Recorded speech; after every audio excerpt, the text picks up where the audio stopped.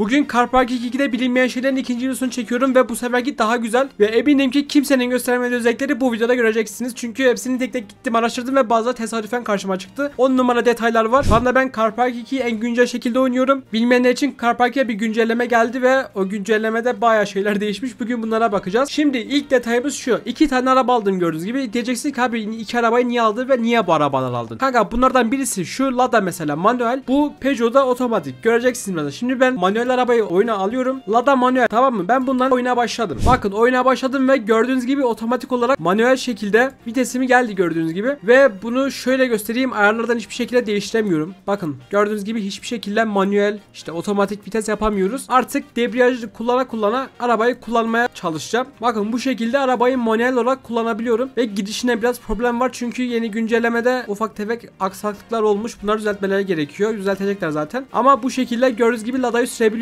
Şimdi gördünüz. Lada manuel bir araba olduğu için viteste otomatik manuel şekilde geldi. Şimdi buradan Peugeot'u alıyorum. Peugeot'da otomatik vites. Gerçek hayatta da olduğu gibi. Hemen bununla da oyuna gidiyorum. Bakın bunda da otomatik vites geldi. Görüyorsunuz. Muhteşem bir detay değil mi ya? Gerçekten ayarlardan değiştirmemiz kötü ama çünkü biraz dolanabilirsiniz manuel viteste. Araba dakika başı stop ediyor. Biraz kötü olmuş. Ama eğer otomatik vitesli bir araba aldıysanız otomatik şekilde otomatik vitesiniz gelecektir. Eğer manuel araba aldıysanız manuel araba siz bir şey yapmadan kendiliğinden manuel vites gelecektir. Bu da böyle bir detay. Muhteşem bir detay cidden. Yani ben bu kadarını beklemiyordum. Bu normal Car Park'ta bile yokken Car Park 2'de bunu düşünmeleri muazzam bir şey. Hazır buraya gelmişken de söyleyeyim. Oyun esnasında diyelim ki online oynuyorsunuz ve arkadaşınızla veya bir araba satacaksınız. Arkadaşınıza araba satacaksınız veya işte arabalarınızı göstereceksiniz. Arkadaşınız geliyor buradan, tamam mı? Arkadaşınız geldi ya buraya. Siz de buradasınız. Hemen videosunu göstereyim. Bakın videoda göründüğü gibi arkadaşı burada duruyor. Siz de garajınıza gidiyorsunuz.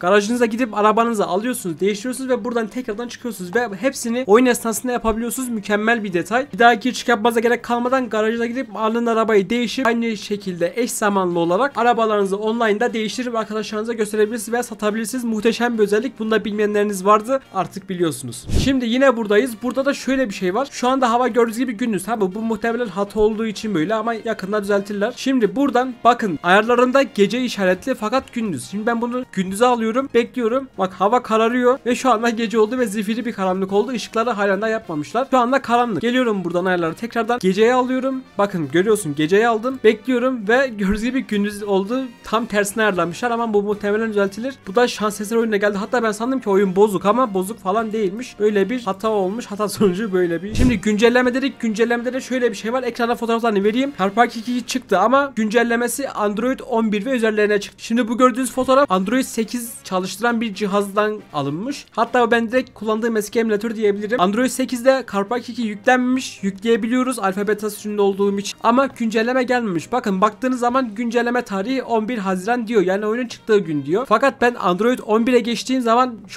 şu andaki fotoğrafta Android 11'den alıntı. Android 11'de olduğum için güncelleme gelmiş. Bakın son güncelleme tarihi 19 Haziran diyor. Yani güncellemenin getirildiği tarih. Yani bu güncelleme sadece Android 11 ve üzeri telefonlara gelmiş. Android 8 veya altındaysanız, Android 11'in altındaysanız maalesef oyunu güncelleyemezsiniz. Bu da Car Park 2'nin az çok hangi sürümlerde çalışacağını göstermiş oluyor. Bu da başka bir bilinmeyendi. Şimdi geldik buraya. Size araba fiyatlarını göstermek istiyorum. Bu oyuna gelen yeni güncellemeden sonra araba fiyatları güncellenmiş. Artık oyun parası aldığınız arabaların birçoğu coinli oldu. Aslında birçoğu değil. Eski Car Park'ta nasıl coin araba varsa bunda da aynı şekilde coin eklemişler. Mesela bu araba Car Park 2'de oyun parasını alabiliyorduk ama bu oyunda 500 coin olmuş. Bu şekilde görebilirsiniz. İlerliyoruz. Aynı şekilde bu araba da oyun parasındaydı birinci oyunda fakat bunda da 3000 coin yapmışlar, biraz pahalı olmuş. Bu arabada 1000 coin, normalde sanırım bu araba birinci oyunda da coinliydi, bunda da coinli olmuş. İlerliyoruz. Bu araba oyun parasına mıydı bilmiyorum ama muhtemelen herhalde oyun parasındaydı birinci oyunda. Artık güncellemeden sonra bu da coinli olmuş ve bunun gibi birçok arabada coinli olmuş. Ama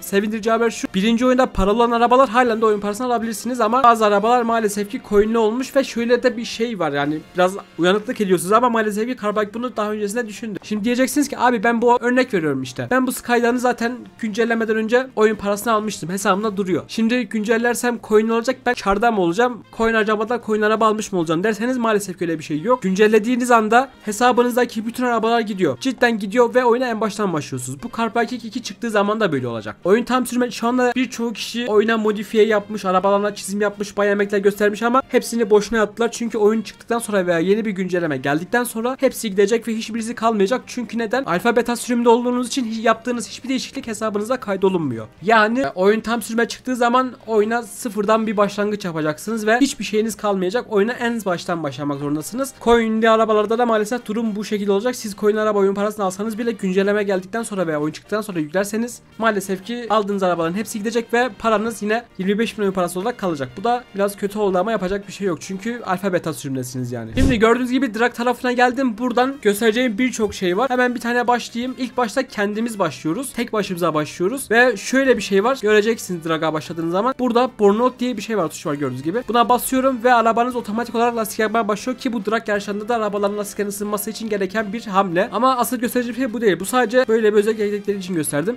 Bekliyorum. Yeşil ışığın yanmasını bekliyorsunuz. Eğer başkası da yarış yapmak istiyorsanız yeşil ışığı bekleyip gitmek zorundasınız. Eğer sarıda başlarsanız yarışınız geçersiz oluyor.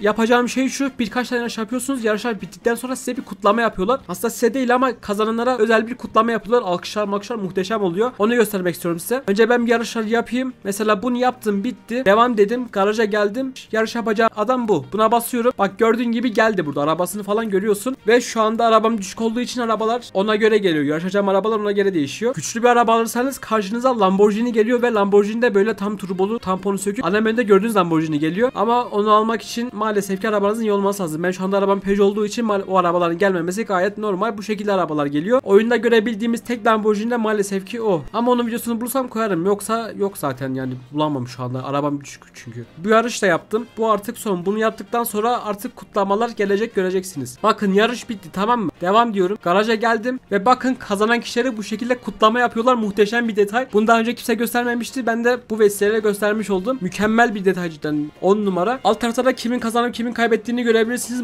Apaçık şekilde gösteriyorlar. 10 numara. Bak kupalar bak. Bunu kazandığın zaman da artık size kupa falan veriyor mu bilmiyorum. Henüz arabam o kadar iyi değil. Ama oyun tam sürüme çıktığı zaman güzel bir şekilde muhteşem ya. Harbiden 10 numara. Bu da bu şekilde bilinmeyen bir detaydı. Şimdi size oyunun eklediği güzel bir şeyi daha göstereceğim. O yüzden offroad haritasına giriyorum. Şu anda offroad haritasındayım. Çamur batmalarını daha gerçekçi hale getirmişler. Önceki karabaya kıyasla bu daha gerçekçi olmuş. Birazcık ben süreceğim ve ne demek istediğimi anlayacaksınız. Buradaki haritaların bazı kısımlar değişmiş ama orayı göstermeye gerek yok. O bilinmeyenler şeyine girmez çünkü. Biraz çok sürmeniz lazım ki kirlensin. Yani şu anda halen daha tertemiz. Biraz daha fazla sürmem gerekiyor.